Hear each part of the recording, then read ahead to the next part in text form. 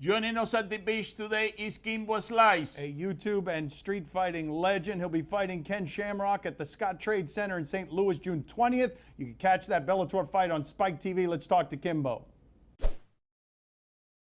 You were a strip club bodyguard. You were a bodyguard for a porn company in Miami. The craziest night that Kimbo Slice found himself in the middle of looked like what? Oh, man, you know, I mean, you putting it out there like that. Look, boy, I know that laugh. I guess you answered the question. I mean, come on, man. I got my wife sitting over here right there. You know what I mean? No, we got to get to that another time. Like, you know? we're not trying to get you to snitch back on me yourself. up right now, Dan. Come on, buddy. No, we don't want you to tell on yourself. We want you to tell on other people. I mean, we got to do an exclusive. Your sunglasses. We have to do an exclusive, you know? Right, we'll do it another time. Right. On a different channel. That's what's up. Kimbo, you don't do very much fearing of men, right? There aren't very many situations that you find yourself in where you're fearing another human being.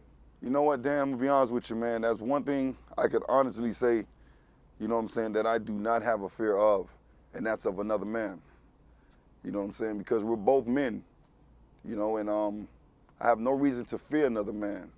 I create my own I create my kids, you know, with my wife. I mean, I create kids, I create my situations, you know what I'm saying? I'm the start and the finish of any situation dealing with myself, you know what I'm saying? So to fear another man, to me, would be the weakest in the world, you feel me? You know, and just, you know, with that in mind, to know I'm getting ready for a fight, I mean, that's one thing I would never really even, you know, come across my mind, is the fear of this guy or his skills or his ability. You know, the way it would come off to other people, oh, he's this and he's that. I don't give a damn what he is. He got to get in there with me, and we got to do this here. You know, so, I mean, it's just the only thing that can happen is that I knock him out or he knock me out. Or I break something on him or he breaks something on me. Heel back, start from scratch, and we go again. Kimbo, what do you remember about the months after Hurricane Andrew, when Hurricane Andrew destroyed your home as a teenager?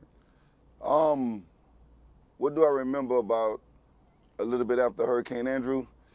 Let me go back into my thoughts. I mean, I remember, you know, looking different. You know, the city as we knew it was changed completely. We had boats, buses in the middle of the streets. Trees were down, homes were demolished. You know, it was. I mean, when I first came out my house, you know, for moving all the debris and all that around, you know, we just went around looking for who would have survived or who you know, was dead or whatever. And I remember a lady screaming. One of my neighbors was screaming. It was still kind of raining, and we heard her crying, and we knew she had a kid.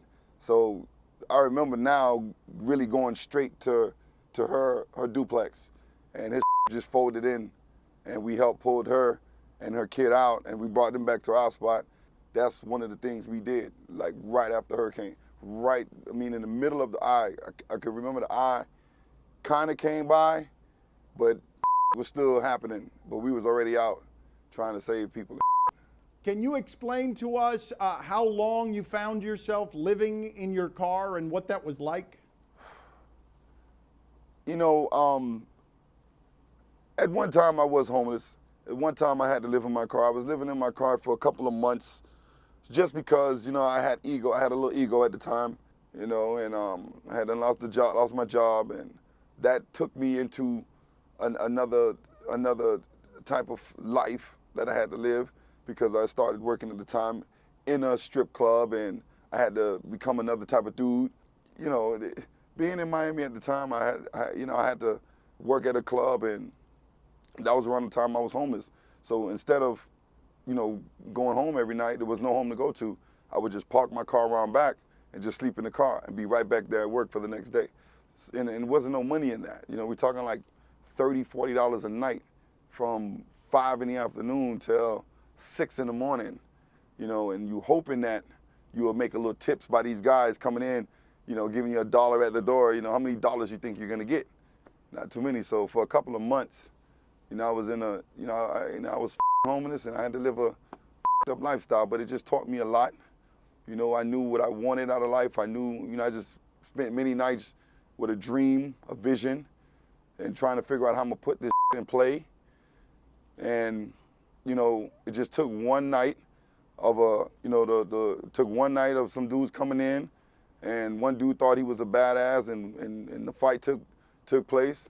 And I guess by all that anger, knowing my situation, you know, it just unleashed the beast. I hope I answered that question, D. Yes, you did. Of course you did. Hold on just a second, Kimbo. We're going to go to a different camera angle to get my father in here. Papi, How you doing, Kimbo? ¿qué pasó? Nice seeing you again. Huh? What's ¿Qué up? pasó? ¿Cómo estás? ¿Bien? Yes, mucho bien.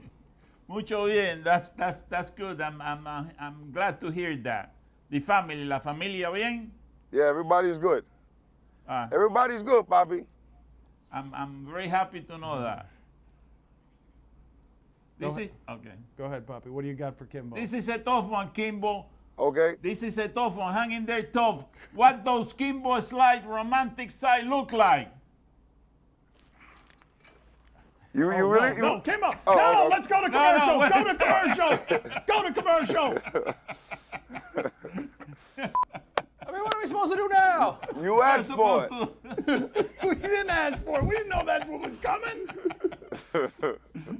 He said, what do you do for your wife, Valentine's Day? So you take her, Okay.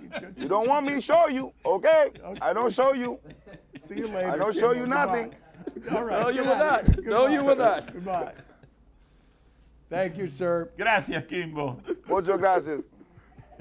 Kimbo, make sure to tell Mike I said what's up. I haven't talked to him in a while. I need to see you guys when you get back down here. That's what's up, man. We got to link up, man. You know, Dan, you're my favorite man. You helped me out with my career. You started me off.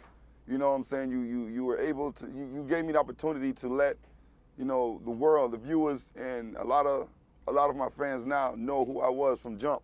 And I'll never forget that, man. I'll never forget our first run, our first doing things together. So you always have a special place in my career, special place in my life. So whenever, I'm just a phone call away, it's nothing to come down and we link up and do what we do best. Thank you, brother. I appreciate it. Always appreciate it. All righty, Dan. Gracias, Kimbo. All right, Bobby.